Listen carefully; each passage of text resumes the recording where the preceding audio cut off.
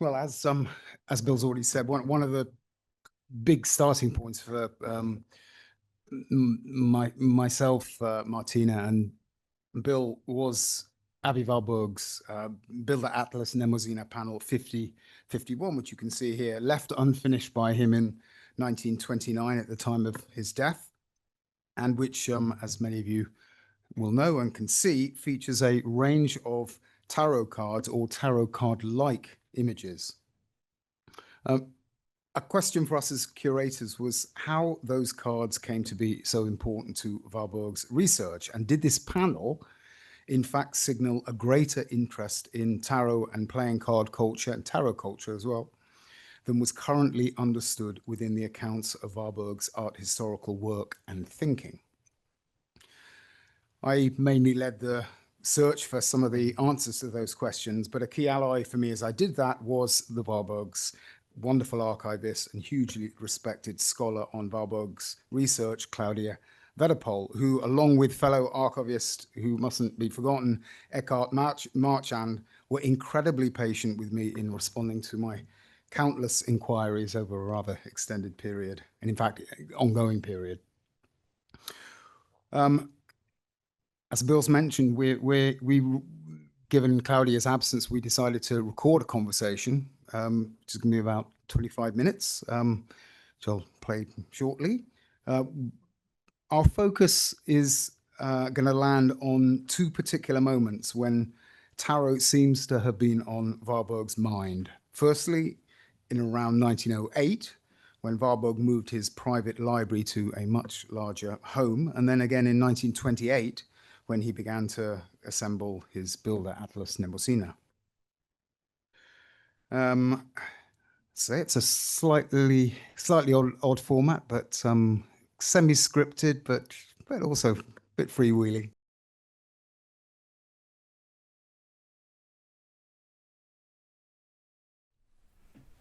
For those people who are unfamiliar with the Warburg archive, could you very briefly say a little bit about what the archive is and what it contains? Yes, sure. The archive is one of the three departments, or let's say collections, of the Warburg Institute. That is the library, the photographic collection, and the archive. The archive itself comprises the institutional archive, that is records of the institutional procedures, as well as the papers of scholars who were affiliated with the Warburg Institute. At its core are the papers of Aby Warburg and records relating to the private library he founded. Warburg's correspondences, that is the international network he built through his contacts with both academic and institutional colleagues, and his working papers. So as I dug into the archive and the library, the year 1909 started to jump out a little. In that year, we find Warburg buying lots of books about playing cards and tarot, as well as buying at least 4 decks of actual tarot cards. In fact, cards from one of those eventually appeared on the Builder Atlas. What was happening in 1909 when it seems that Warburg's interest in tarot and divination start to leave these visible traces in the archive? All right, let me begin with quoting from a letter Aby Warburg sent to his brother Felix in December 1909, that is at the end of that year. I quote, "I have just now delivered a paper on the origin and development of divination books, Wahrsagebücher. Despite the apparently quite specific title, the paper was a sketch for a wide-ranging study that will demonstrate how the figures of the ancient gods, however misunderstood, were reintegrated after the end of antiquity into European learning in the guise of astrological demons by 8th, 9th, and 12th century Indian, Arabic, and Jewish scholars. This study will, as it were, become the introduction to the book whose chapters I presented in 7 lectures last winter. I will now concentrate all my energy on this book and remain hopeful of being able to publish something bigger in the near future." End of quote. So in this letter, Warburg speaks of a lecture as offspring of a larger project. Typically, he was very well prepared for the talk he describes to his brother. Its focus was on books, since he had been speaking to colleagues, a small group of so-called bibliophiles. But his interest in divination was much broader. Divination through astrology and magic was for him only one aspect of the phenomenon that can be broadly described as the afterlife of antiquity, or in this context more precisely, of a combination of ancient mythology and natural philosophy. For him, these are the two so-called precursors of natural science. Warburg was particularly interested in the various instruments used for divination: fortune-telling books, Losbücher, geomancy, Punktierbücher, dices, wheels, and cards. And does he actually mention cards here or in any other lectures? Yes, Warburg mentions playing cards, Spielkarten. And in order to understand the use of such practical instruments of divination, that is, the dice, the book, or the card, he had to go deeper and study the underlying theory. One of his main interests were fortune-telling books, such as Lorenzo Gualtieri's O Spiritus, Libro delle Sorti ovvero dell'Avventura of 1482, Sigismondo Fanti's Trionfo di Fortuna of 1527, and Francesco Marcolini's Le Sorti intitolate Giardino dei Pensieri of 1540. The latter used cards for the oracles. For comparison with playing tarot, he went back to the game's origins in 15th century Italy, when it was a recreational card game. As you have pointed out, the acquisition books show that in 1909 he ordered books and he ordered photographs of historical decks and acquired contemporary decks. A lot of this activity is indeed documented in the exhibition. And what can we actually learn from his lectures about Warburg's approach to divination? Yes, Warburg's lecture of December 1909, which survives only in the form of notes rather than a formulated text, testifies both to his fundamental preparatory work and to the cultural historical role he assigned to the practice of divination. In it, he explained to his audience, in his usual lengthy and detailed manner, the late antique origins of divination, namely the celestial globe, the 12 houses of the zodiac, the idea of wandering through the spheres, and how all this played out in the various methods. In his words, in a, quote, combination of cosmic rules and chants. Unfortunately for us, the cards are the instruments to which he pays least attention in his lecture, and for which he does not give an example. Those links actually seem much clearer in Warburg's Zettelkasten and fragmentary notes elsewhere, where you can see him making links directly between astrology and playing card and tarot card culture. On several occasions, we also find him making numerical calculations where he appears to be counting tarot cards that relate to astrological categories, including zodiac signs, the planets and their houses, the decans, and the constellations, and so on. Actually, I found one of those tucked into the pages of Warburg's library copy of the Tarot of the Bohemians, written by the French popularizer of occultism, Gérard Encausse, aka Papus. The same book contains several pages filled with Warburg's annotations. Warburg also seems to be particularly interested in the Florentine variant of the tarot deck, Minchiate, which he refers to as astrologically orientated.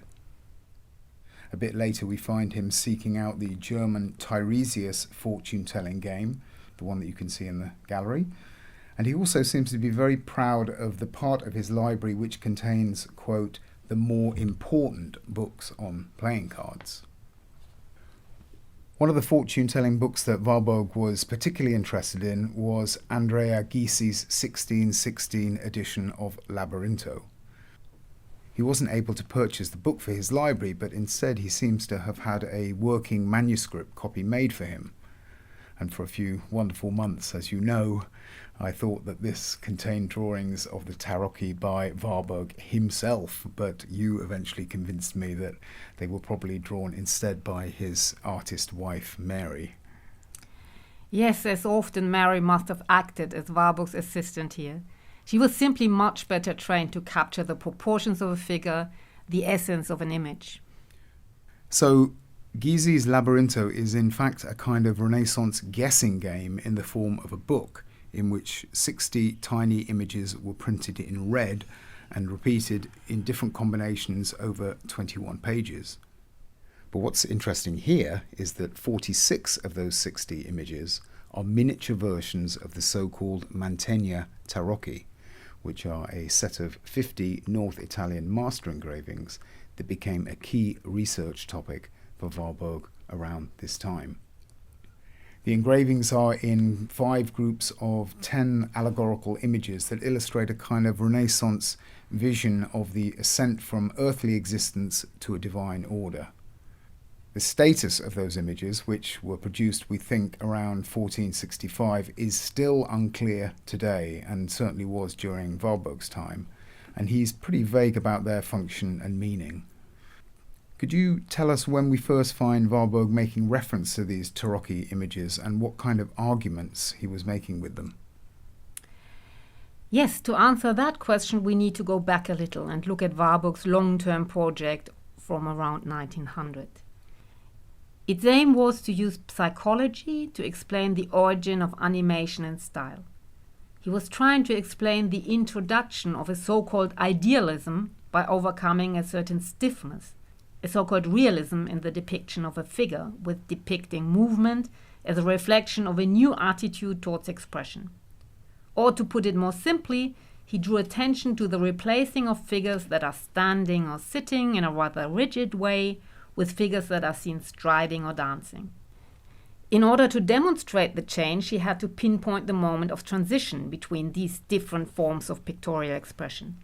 He recognized this in Italy in the 1460s, and one of the places where he observed this transition, or rather a true mixture of styles, was in the series of the so-called Tarocchi di Mantegna, whose encyclopedic structure in some ways resembles a tarot deck. They are, however, certainly not actual tarot cards, and they are certainly not by Andrea Mantegna. In Warburg's time, they were thought to have originated in Padua or Venice. So when does the art historical scholarship relating to this so-called Mantegna Tarocchi begin? And how did Warburg discover them? Warburg knew of the Tarocchi series through Julius von Schlosser's long essay on French influences on art in Padua, published in 1896. In this essay, Schlosser gives a detailed description of this set of engravings, but only mentions discussions about its nature, either as a card game or a kind of encyclopedic picture book for educational purposes. He links the Tarocchi with a quotation relating to an educational card game Filippo Maria Visconti acquired, and he interprets their concept as drawing a relation between the sphere of the heavens and the earth. Warburg seems to have adopted Schlosser's views. He first actually mentioned the Tarocchi in a publication in 1905. However, an event in 1907, only recorded in his letters, triggered a much deeper interest in the series, particularly the depictions of the planetary gods. And what was that event? Well, in September 1907, while on holiday in Goslar in the northern German Harz Mountains, Warburg noticed in the encyclopedic program of wood carvings of a famous merchant's house, the Brusttuch, dating from 1526, that the figures of Mercury and Saturn were modeled on the iconographies of the Tarocchi. This prompted a search for the carver's prototypes. It included studies of a range of sources that showed how the portable Tarocchi prints provide a cultural link between Italy and Northern Europe. So here Warburg's interest in the Tarocchi is primarily art historical, in fact specifically iconographical. Yes, absolutely. As part of these discoveries, Warburg found an almanac, the Nigel calendar of 1519, printed in Lübeck by the Hamburg-born bishop and printer Stephan Arndes. This almanac contains the figures of the planetary deities, also modeled after the Tarocchi. But where is the Italian connection, Warburg asked, and he began to look for it. Indeed, he found that Andes had worked as a printer in Perugia in the 1480s, and also that one of the works he printed was the Libro dell'Avventura ovvero delle sorti di Lorenzo Spirito, featuring prominently in his lecture on fortune-telling books. I think this one discovery opened the new avenue of research in the practice of divination for him. He even bought a copy of this rare book, although a later edition, for his library. But this was still a sideline. His main concern was to pursue Schlosser's thesis that French manuscripts had inspired the new iconographies. He would speak of new types or prototypes of the so-called pagan gods of antiquity, presumably invented in Padua. His own thesis was that the overcoming of the medieval stiffness with physical animation was inspired by ancient models, the remains of classical sculpture. Warburg's subsequent research took him to Rome, Padua, and Ferrara, and he summarized his findings in several informal lectures that contrasted the literal medieval tradition with the new classicizing iconographies. So just to sum up, Warburg's theory here is that because the so-called Mantegna Tarocchi are portable and mobile, i.e. they're popular prints, they may have been one way that particular stylistic forms in art migrated from Italy to northern Germany in the middle of the 15th century. And because in his mind this tarocchi could also have had links to other types of tarot card, which in his period were in vogue as a tool for divination, we then find him starting to investigate tarot as a historical form of divination. And it's from here that he starts buying books on playing cards and tarot as well as actual decks. So what starts for him as an art historical problem opens up another set of questions, this time about popular divination practices. Yes, that's what it looks like to me. So you mentioned earlier that in 1909 Warburg was hopeful of being able to publish something bigger in the near future. I certainly didn't expect to find an unpublished text by Warburg on tarot, but in his Zettelkasten notes and his lecture notes and his growing library, we do find an abundance of material on the topic of playing cards and tarot that's basically absent from his lectures and published material elsewhere. Is that typical of Warburg's research methods, or is it a sign that he may have had more to say on the topic? Yes, there's no doubt that as well as being an art historian, Warburg was a collector. The library of some 60,000 books he amassed in his lifetime alone, and the rare fortune-telling books and cards he bought being the best example of this. And he was very ambitious. But he failed to achieve his far-reaching goals. The bigger book he mentioned in his quoted letter to Felix in 1909 was never written. And the Bilderatlas Mnemosyne never got beyond the draft stage. Too often he just got lost in detail.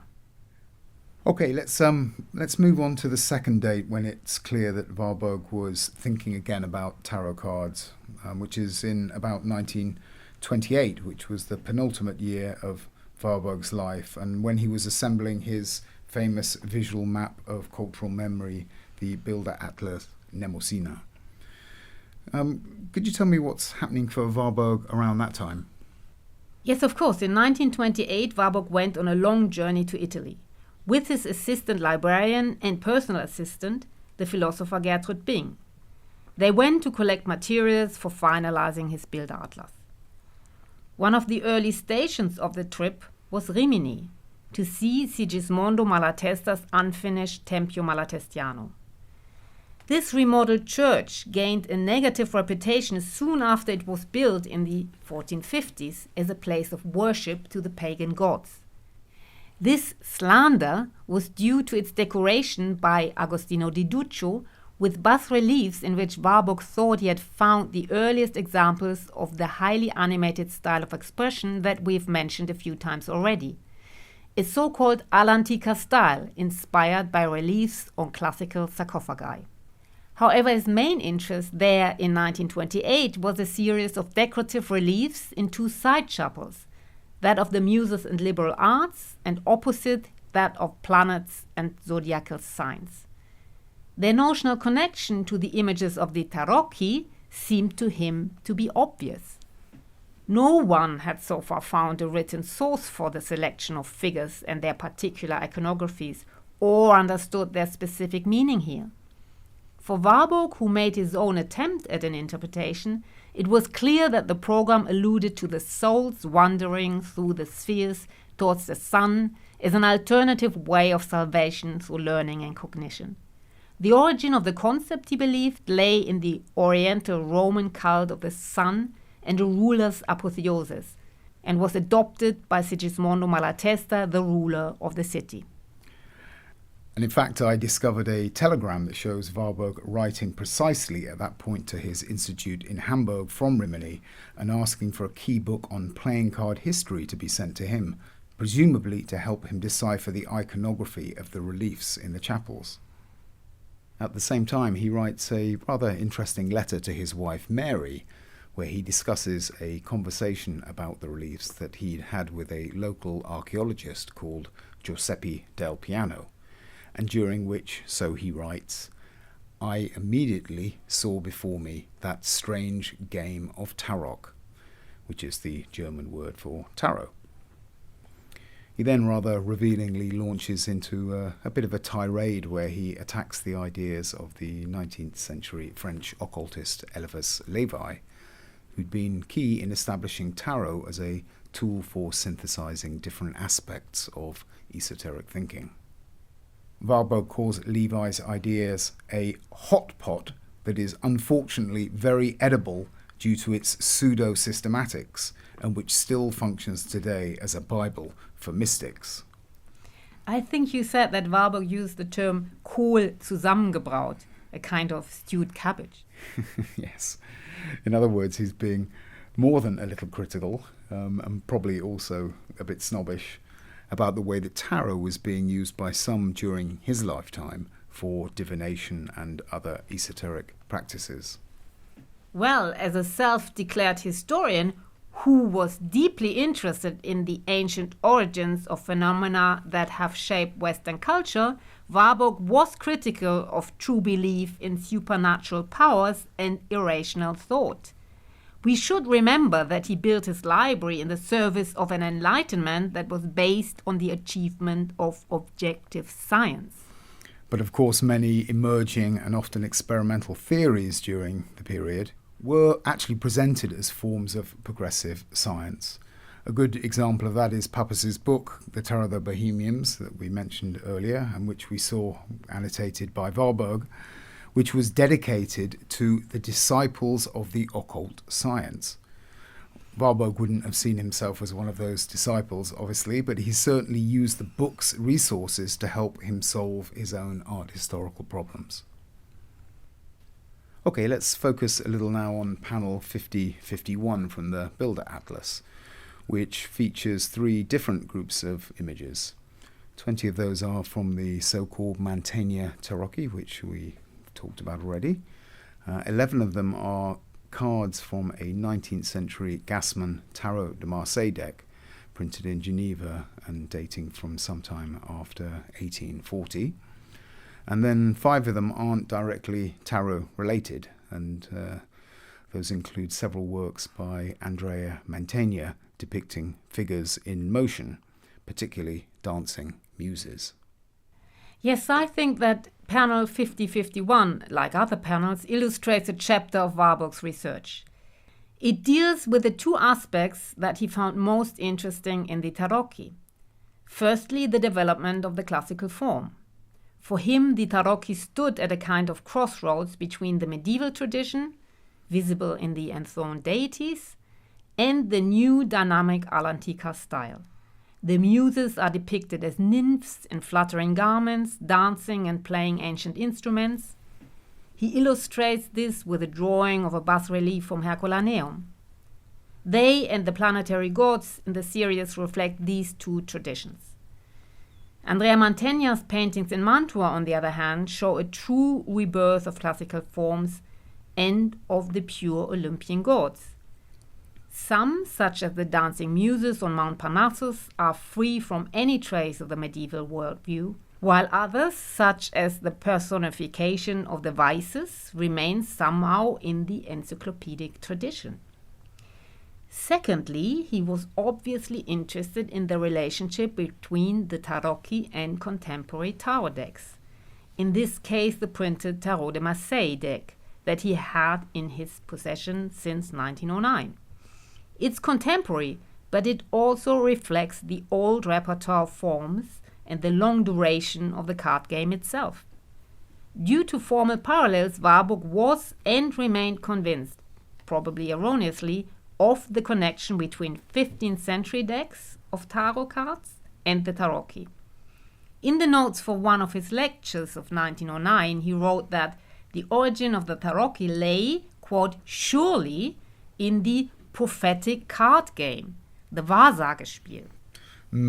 Well, there's lots to be explored in that rather suggestive comment by him. But since we're a little short of time, can I change track and just ask one final question that I had on my list? So panel 5051 on the Builder Atlas is one of only 2 panels that have 2 numbers. And I've heard one theory about this that suggests that this double numbering might mean that Warburg had more to say on the subject depicted on those panels. And given the substantial material on tarot cards that I found in his collection, is it possible that Warburg had more to add on this theme? Well, as we know, the Atlas has come down to us as a draft. It was a work in progress when Warburg died. The 2 numbers, which may have been added after his death to record the status of the project, indicate the position in the sequence of the panels and the length of the chapter. The different versions of this panel, also exhibited in the show as photos, demonstrate that Warburg found it very difficult to decide on a final constellation of images. We remember that he was ambitious and struggled to draw a line under any particular study.